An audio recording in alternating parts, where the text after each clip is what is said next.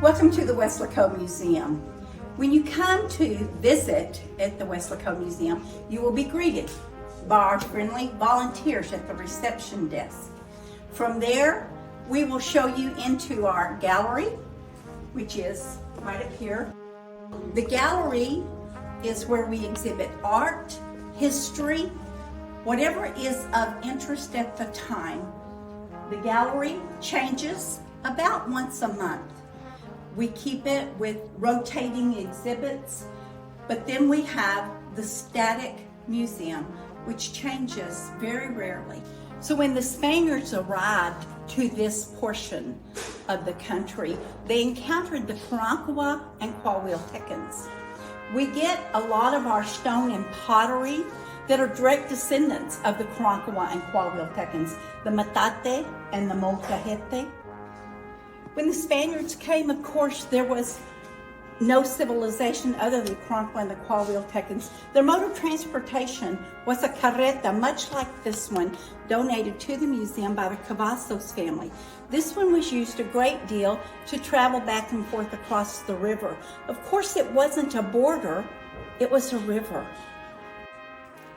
So Texas was under the Spanish Dominion, the French Dominion, the Mexican Dominion, the Republic of Texas Dominion, Republic of the Rio Grande Valley Dominion, before it became its own state of Texas, and then a state of the United States. During that time, Santa Anna became Emperor of Mexico, and the dispute was over who owned what land. Texas was a republic of its own. Santa Anna said that the Nueces River was the southern border. The United States wanted to annex Texas and said, oh no, the Rio Grande River is the southern border.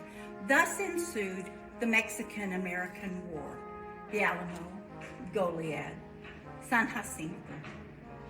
You know the story. When people came here, they came here for agriculture.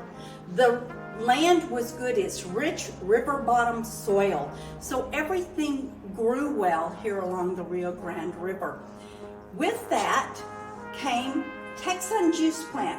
In 1932, they began producing juice from the citrus trees that grew well here. In the 1970s, the Texan juice plant was bought by a juice company out of California and shut it down, harming the economy here because most of the people in Weslaco worked for Texan juice plant. They might work in the agriculture, in the fields picking the crop.